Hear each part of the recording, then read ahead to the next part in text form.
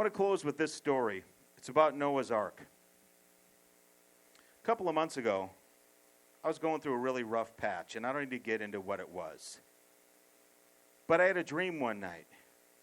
And in this dream, I was in a Bible study. I don't know where it was, but it was just a normal Bible study in a typical church room. And we had a book. It was a Bible study book. Maybe some of you remember these, like Experiencing God, or a devotional book, or Case for Christ. It was something like that. It was a paperback book. And I remember the lesson that day was on Noah's Ark. And I was reading the first paragraph of the lesson with this group. And the paragraph described the ark.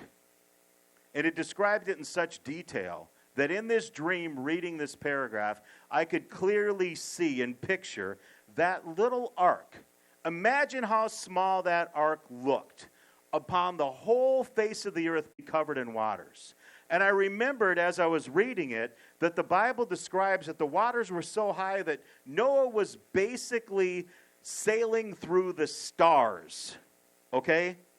That's how high the water was. Imagine the peril they could have felt while they were in this little tiny blip of an ark during the greatest delusion storm that ever will happen.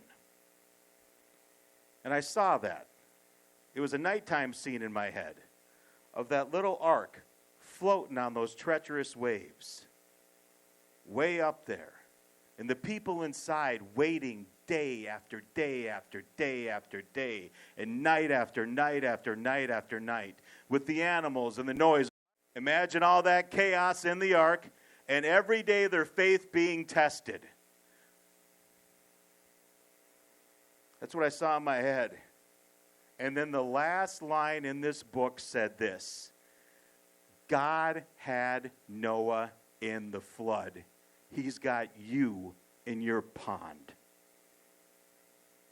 That's what it said. People, God has you in your pond right now, whatever you're going through.